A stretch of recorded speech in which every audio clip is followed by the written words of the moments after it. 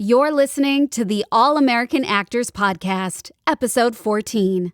In today's episode, I'm going to be speaking with Australian actor Kate Lister. She's going to share with us how she's successfully found her way working in the U.S. film and TV industry. That's coming up next. Ready to go behind the scenes and learn what it really takes to build a sustainable career as a working actor in the U.S. film and TV industry? Join me, Katherine Beck, your All-American Accent Coach, as I give you the insight and inspiration to take action on your career. Learn my best tips and tricks to performing with an American accent, and hear from working actors and other industry professionals to give you a comprehensive overview of this biz we call showbiz. This is the All-American Actors Podcast. Welcome back, everyone. I want to start out by giving a big shout out to Justin McFarlane as my featured spotlight of the week, who says in his review of this podcast, I had the pleasure of working privately with Katherine on cleaning up my American accent before moving to North America. She is an amazing teacher and takes a lot of care in her approach and with her students. This podcast is a great resource to keep learning and gain some new tips, helping you master that authentic U.S. accent that will book you work. Thank you, Justin. Keep up the great work out there in Canada. I just know you're going to do great things over there, and so glad you're loving the podcast. And if you want to be featured as our star listener of the week, just like Justin, all you got to do is leave us a 5-star review, and I'll even give you a shout out right here on the show. So if you like this episode, then go ahead and leave us a review. Today's guest started her career in Australia and has definitely made her way in the U.S. industry. In Australia, she played Lillian in Sea Change, and you will soon see her on Netflix when Clickbait goes to air very soon. Please welcome Kate Lister. All right, I've got a very special guest with me here today. I want to welcome the very talented Kate Lister to the show. Welcome, Kate. Oh, thank you so much. Kate, can you tell everyone just a little bit about your background and how you became an actor? Sure. Well, I'm Australian, if you can't tell by my accent. I feel like it's quite severe, but I'm Australian. So I started off working as an Australian actress here in Australia in Melbourne, and I've been lucky enough to travel around Australia doing some network TV shows and kind of building up to just recently doing a TV show for Netflix, which is an American TV show. So a lot of American actors and then just a few Australian ones sprinkled in there who have to use their American accent. But it's been the last 5 years of, as any other actor would know, intense hustling and praying and meditating and doing all of the study you possibly can to just try and book a gig. So that's my last 5 years. Yeah, I think a lot of actors can relate to that for sure. And so what was Clickbait like? So you said there were a lot of Americans on set that filmed over there. How did you feel? Was that your first major role or major experience working in a U.S. project? Yeah, it was. And I was so excited because some of the actors are just people that I've watched on screen and I really admire. So I was definitely nervous. It probably didn't help getting the massive monologue and script the day before filming. It was like a 1.5-page monologue that I had to deliver the next day. So that plus the accent, plus all the nerves on my first day, it was like your worst nightmare as an actor. You have those nightmares. You wake up and you're like, oh, thank God, that was a dream. That was a dream. That didn't happen. That actually happened to me. But I think having that for the first day, just every other day was so awesome and chilled and easy for me after that. So it was very, very challenging. But in saying that, I think we really found a nice, relaxing spot when we started getting into the third day, the fourth day of filming, and then it felt right. So how do you prepare for a role in the American accent? Do you find that different to when you prepare for a role in the Australian accent? Absolutely. The reason being, I think there's the element of knowing your lines and knowing the accent. Because when you get in the moment, I think naturally you want to swing back to your accent. So you have to know the lines so well that all you have to focus on is being in the moment with your character and getting that accent right.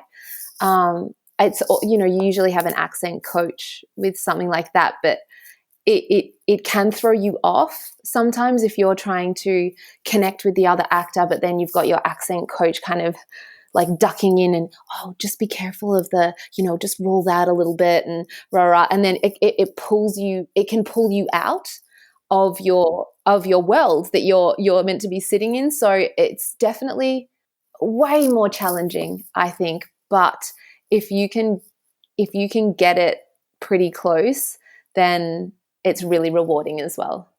Yeah, it is challenging for a lot of actors when there's a dialect coach on set, which is a great benefit, but it's also tricky. And I'm sure you probably noticed as the days went on that it got easier to have that working relationship with the dialect coach on set. So how did you work through that? So obviously it is a bit jarring when you get the notes. How do you process that and then move back into performance so you don't feel like you're in your head thinking about the accent once they say action? Yes. I feel like the communication with my accent coach, I felt like was my biggest cheerleader. I didn't feel like she was ever pointing the finger at me and like, oh, you messed that up. I felt like because it was such a challenging role that I had with so much last minute dialogue, I was playing a journalist, doing lots of like reporting to camera with really big chunks and lots of words that Australians find really hard to say. Their names, all of the names just were like those tricky ones. So I think getting the notes from my coach was like, I would take them on, we would say them a few times, and then I had to let it go and just hope that my training would come in and help me out, because otherwise I think it would have messed up my performance. So it was great because she would slightly say it and just say, just keep in mind, but let's just see what happens. So it was beautiful in that way. I didn't feel like, oh gosh, it's coming, that word's coming, that was coming. Which is the worst feeling, especially when you're getting halfway through a monologue and you're like, I'm going to stuff it up. And then all of these hundreds of crew members are going to look at me and think that I'm stupid. So I think it's all about communication and relationship with your dialect coach. Yeah. And do you stay in the accent when you're on set, when they call cut, in between takes? Absolutely. Yeah, because I think it's really difficult coming in and out of your accent. And on this set in particular, all of the Australians set it up quite well because, I was, I think, maybe the second day of filming, and I was lucky enough to have my partner. My boyfriend was actually the lead in the show as well, and he's Australian. So we had already talked about how when we went in, we were in our American accents. And I think all the other Australian cast members just kind of gravitated towards that and jumped on that. And then everyone started doing it. So it wasn't like you were the odd one out. It was just everyone had American accents. So it was a really cool way to not be jarring when you were just talking to someone or, wardrobe or something, and then jumping in and being like, oh, I've got to remember to. We'd already done the prep and the warm-ups beforehand, so it was there. Oh, that's great. No, it does help when everyone commits and stays in accent, and you can create that world like you are in the U.S., even though you're not. You're in another country, but it feels like you're in the U.S. because everybody's speaking in the accent, and it makes it so much more genuine and real. It does. It really does. And some of the American crew, like our first director, his name was Brad, and he's incredible, and he's directed like Sinners and Christian Bale in The Machinist, and he was just like brilliant. And you feel a bit silly sometimes talking in the accent, but by the end of it all, he was like, oh my gosh, you're Aussie? I didn't even realize that you guys were Aussie. Like he thought we were American, which is, God, which means maybe something was doing okay. But it's really cool when the Americans turn around and they're like, oh my gosh, or at the rap party, they're like, please show us your Australian accent. Like they think we're different people then. So it's cool.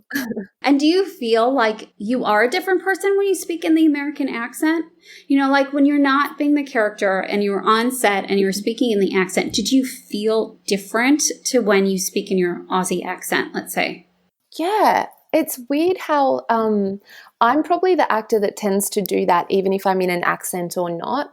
Some other jobs that I've done are like more quirky and comedy based and left of center characters that kind of, you know, have a way of more like in the body of how they walk and all of that kind of stuff. And I usually bring that to set with me anyway, not too full on, like, you know, not so I'm scaring people, but so I really enjoyed bringing the accent because I felt like it was something from my tool belt that made me not be me. It made me turn into the character. So it was like a little flick, a little switch that you'd flick on, and the minute you get there and you start, you know, talking in your accent, it was like game time.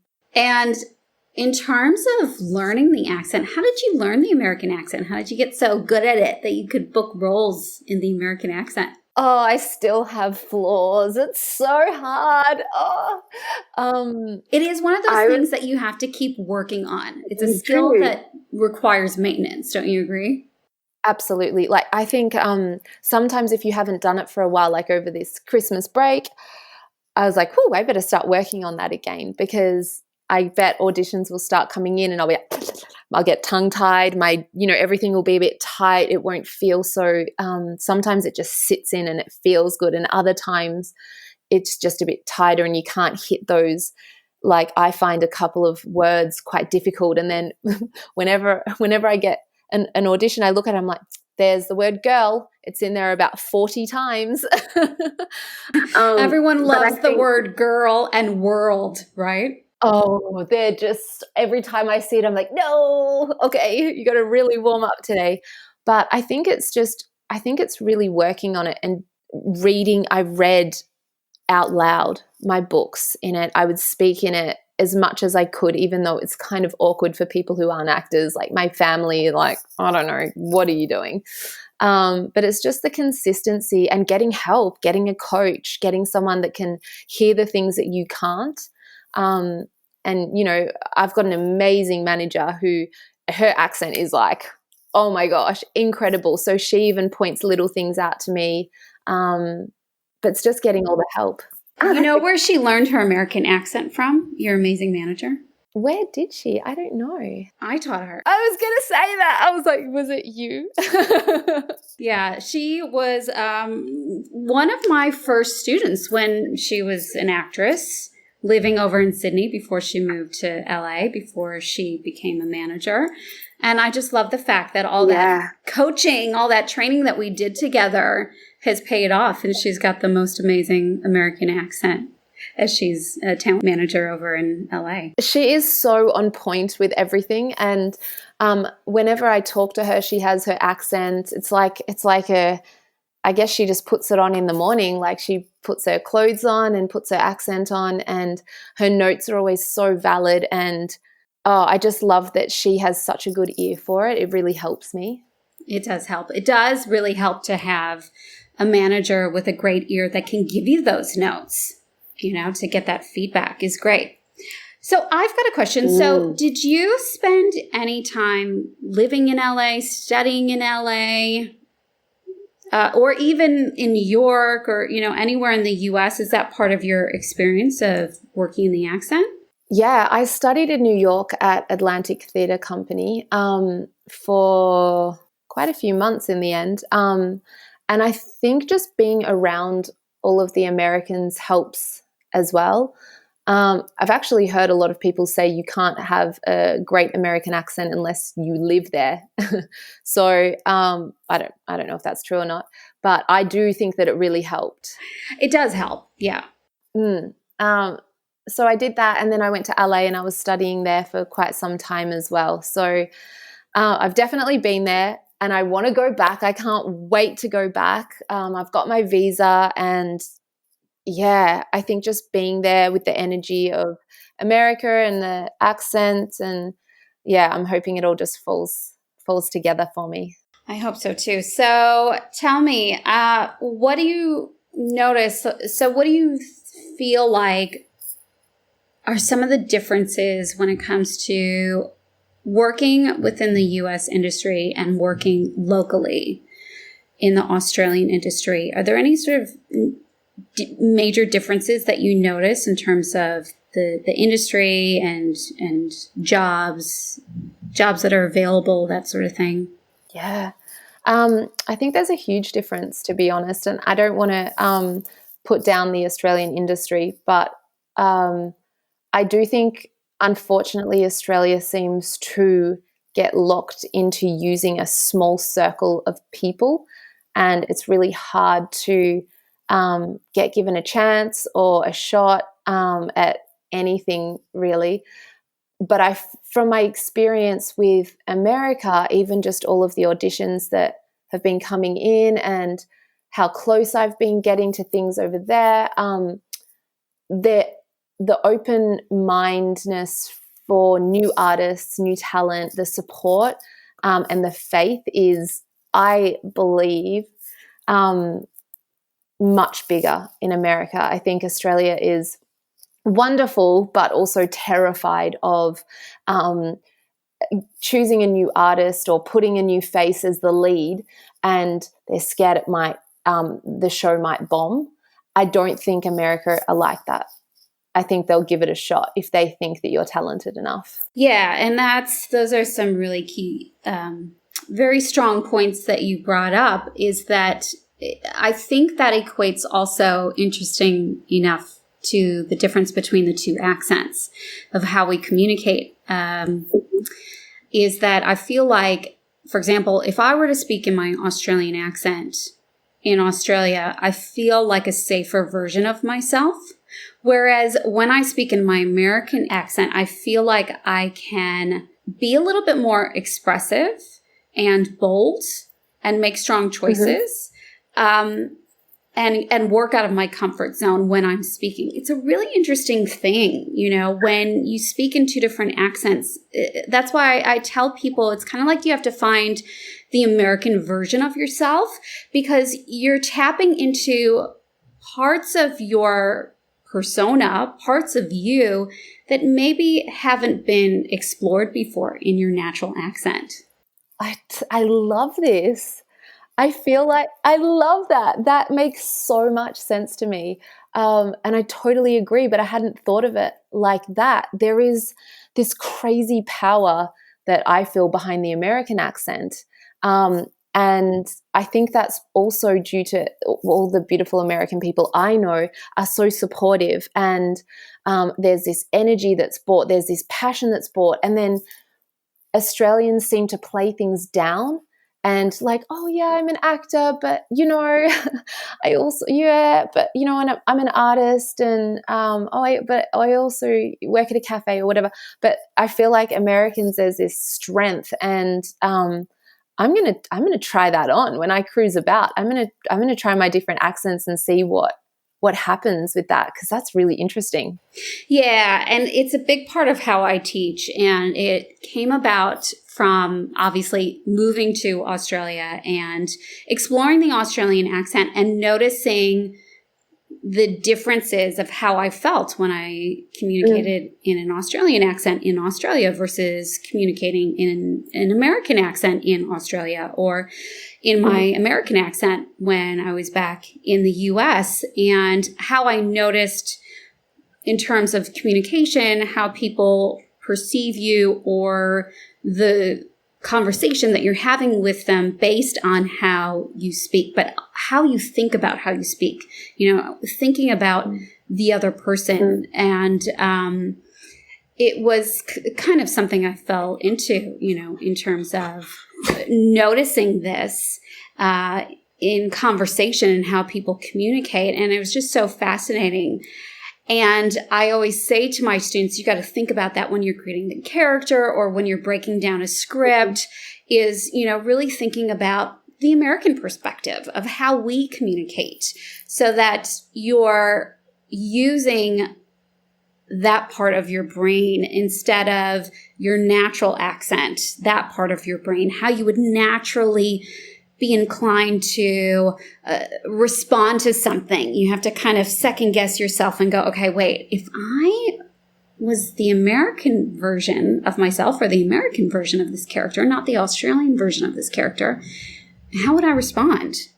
What would my intonation be? What would my pace be? You know, it's all related. So fascinating. That is so fascinating. I'm going to take that on. So I feel like I've had a lesson from you during this podcast as well. Yay for me. I'm going to start booking in with you anyway. I'm excited. So tell me, this is so interesting. Okay, so you spent a little bit of time in the US and then you came back here to do a little bit more work in the Australian market. What are some of the roles that you've been doing over here in Australia? Yeah, in Australia, I came back from LA to study in Melbourne acting full time. So then I could try and audition at the same time and work. So I did start to book a couple of years ago. I'd had some little roles, but nothing had really stuck yet. Until I booked a network show, which is called Bad Mothers. So that was on our network here.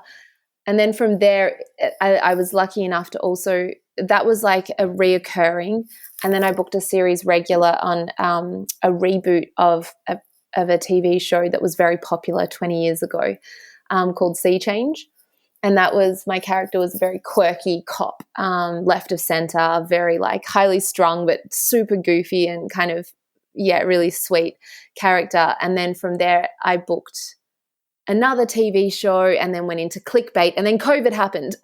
So I've kind of lost my momentum, which sucks, but it was all Australian stuff until clickbait here in Australia. But I think they're bringing a lot of American stuff out. So everyone should be working on their accents. Yeah, most definitely. And it is an exciting time, I think, to be in Australia. Like you said, it does feel like there's more and more productions getting shipped over here last year and now this year. And it's definitely a time to be owning your American accent, be authentic in your American accent, because the work is there and it's growing. It feels like there's a need and demand for more and more content with all these different streaming services, Netflix, Amazon Prime, all of these. So I think you're definitely right on that. So do you foresee yourself for the time being then staying in Australia then and not in any sort of rush to go back to LA? Well, even though there will be a lot more American shows because of COVID and I think it's cheaper to film things here, I still want to get over to America and feel what that feels like to be auditioning a lot over there. And I don't know when you'll be able to go back in the room there with COVID, but because I've got my visa, I do want to be on the ground there and feel how that feels, because I had quite a few months during COVID that was crazy. My manager was insane. She's so good. And I had like every second day new tests coming in, and we were doing really well and getting quite far. And so I think I would really love to be there and just focus simply on that, because when you're at home, I don't get distracted. I'm pretty intense with it all, but you have to, I'm a DJ as well. So I go and do DJ gigs to pay the mortgage, and, there's other elements. So it'd be really cool to get to America and just simply focus on one thing and not be distracted by family members popping in and, taking the dog for a walk and all that stuff. Yeah. No, and it's so much fun to live in LA and to have that experience. I used to live in LA myself before I moved to Sydney, and just to be there, even though we're not really sure what's going to happen this year with LA in terms of auditions, like you say, but, classes, it's such a great place to take classes and just be inspired by other actors. There's such a great sense of community over there and support, like you were talking about. It feels like everyone is there cheering you on, wanting you to succeed, rooting for you, hoping that you get the job. And it's a great experience and a great feeling to be around. So I can see why you would want to go back there. Yes, hell yes, I do. And I think that's a bit of a difference between how we were talking about the difference between Australia and America as well. Not that there aren't incredible Australians who support you and want the good things for you, but because there's so little work, it kind of turns into this, you're fighting for a job, and there's more of, well, I don't know if there's more. I'm sure America is extremely competitive. I know that it is. But because Australia only has X amount of shows per year, like being a small amount of numbers, there's only so many roles, so many people my age with blonde hair or my height that can get, there's probably 3 or 4 roles a year here. It's just so different. So it just doesn't become as beautiful with the support that you receive from people, because they're all fighting for their own 3 shots at a job each year as well. So I'm looking forward to getting back over there for that vibe. And in terms of your career as an actor, are you the type of person that likes to set goals for yourselves, that looks down the road and thinks, okay, where do I want to see myself in a year or 5 years? Do you have any big dreams, big goals? Yeah, my vision board is insane. It covers a whole wall in one of the bedrooms. It's pretty intense. I think people find it, probably too intense, but I'm a big dreamer. I have all my goals written out. I meditate on it. I try and do all of that stuff. And at the end of the day, all you can do is try your best and work as hard as you can. So who knows where I'll end up, but oh man, I would love to work with so many people. But I love comedy. So I always kind of write smack bang in the middle of my vision board is Kristen Wiig, because I just adore her and think she's hilarious. So I was like, I would love to play her sister. Well, let's put that out there that, 2021, you're going to work with Kristen. How about that? Yeah. I love that. Yeah. Yes, please. Yes, that would be incredible. Oh my gosh. But yeah, absolutely big dreamer. And this has been so much fun to chat with you. Maybe let's wrap it up with, do you have any advice for any international actors that are just starting out and, wanting to work in the U.S. film industry, TV industry? Do you have any advice for them? I think work harder than anyone else you've ever met. Keep positive, because it's really easy to feel like you're drowning with a lot of no's, but celebrate the little wins and let yourself feel that, because they're the ones that keep you pushing and moving forward. And just surround yourself with a good network of supportive artists who you want to be like, or you would love to work with.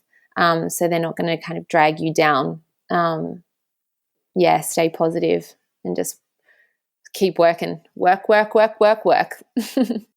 That's really great advice. Kate, it's been such a joy to speak with you today. Thank you so much for spending some time with us on the podcast. I wish you all the success in your career, and thank you so much. Thank you so much. Thanks for having me. That was so much fun. Thank you so much, Kate, for chatting with us today.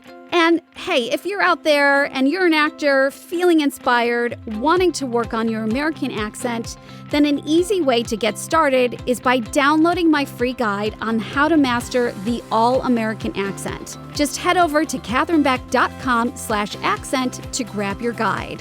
And don't forget, if you ever have a question for me or a topic you'd like to hear on the podcast, go ahead and leave me a DM on Instagram at Katherine_Beck_. You can find me there. Just send me a DM and let me know. I would love to hear from you. And coming up next week on the show, I will be talking about why you don't need a good ear to master the American accent. I'm going to tell you why and what you need to do to finally master this accent once and for all. Now, until then, don't forget to share the show with all your actor friends. Let them know what's coming up next week and invite them to tune in with you and learn how to become an all-American actor so you can be the working actor you dream to be. Until then, go practice your American accent, and I'll see you back here next time.